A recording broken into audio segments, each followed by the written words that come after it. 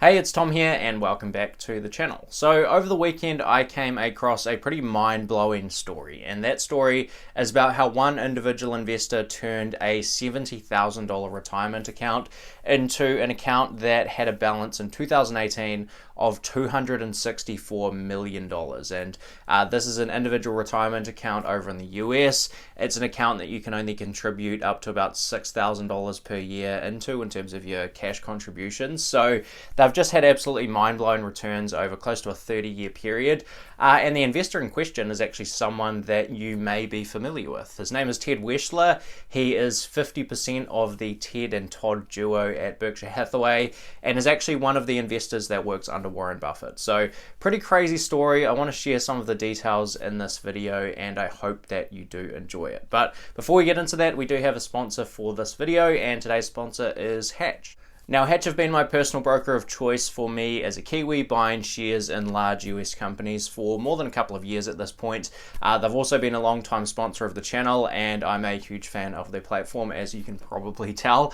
Hatch have continued to improve the platform right throughout the 2 years or so I've been a customer, and one of the more recent additions is kids accounts. So if you want to get an investment account set up for your kids and get compounding working on their side really early, start them out investing young and get them building the snowball. You can now set up those accounts in Hatch with even lower fees than you can in the traditional brokerage account.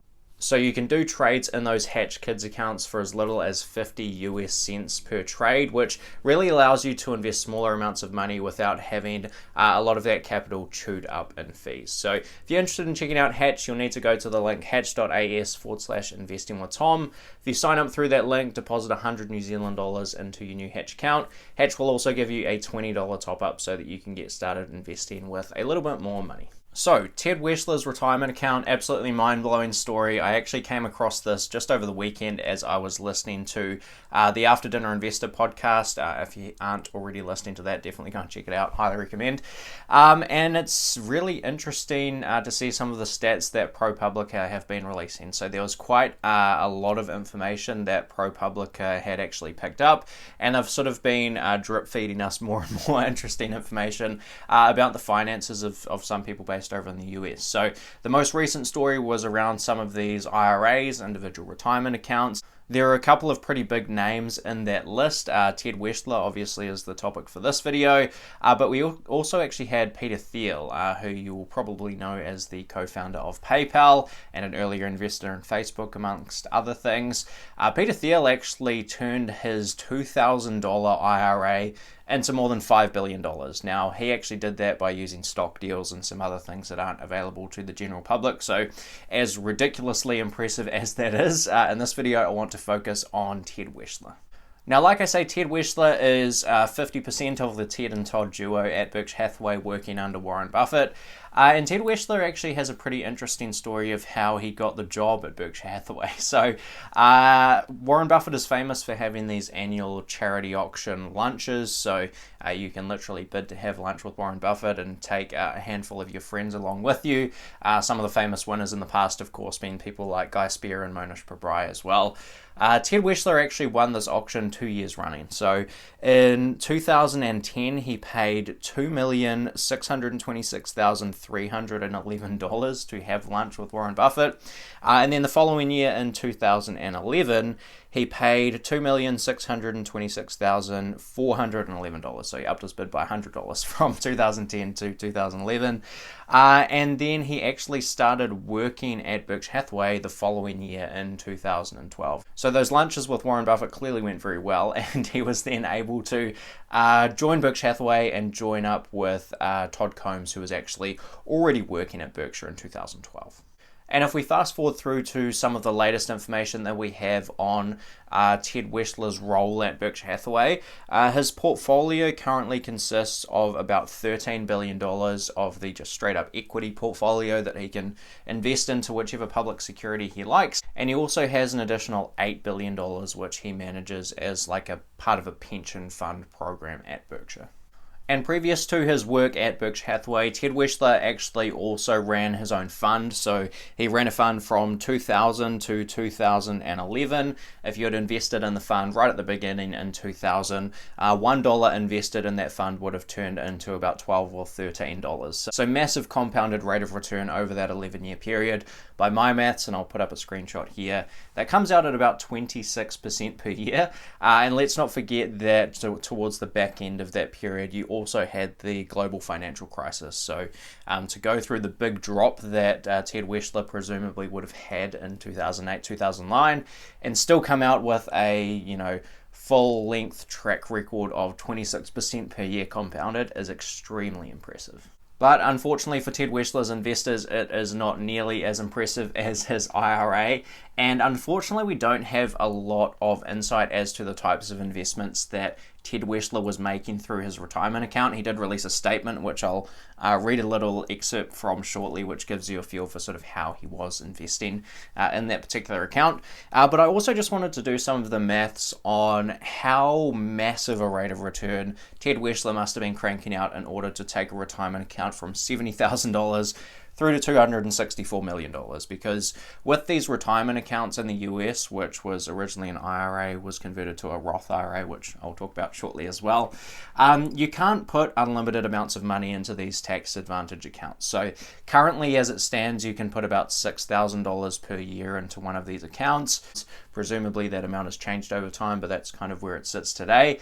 So for this example, I've just assumed that Ted Weschler would have maxed out that account every single year. So for the last 29 years that we have data for, let's just assume he put in the full $6,000 per year. Now, in order to go from $70,000 in the 80s through to $264 million in 2018, that would mean that he would have had to compounded money at 32% per year. Now, Warren Buffett is the greatest investor of all time and is compounded at about 20% per year. Granted, that's a longer track record than Ted Weschler, but this is still very near a 30-year track record of over 30% per year. Now, I'll put a really cool chart that I saw on Twitter the other day up on the screen here, which will show you sort of a comparison of outperformance over the market relative to the length of time that different super investors have been doing this for.